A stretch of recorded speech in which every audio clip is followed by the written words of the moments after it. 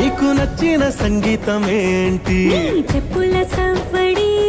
నువ్వు మెచ్చిన నగలు ఏంటి? వంపున ముద్దు తడి. నీకిష్టమైన చోటు ఏంటి? అది చల్లని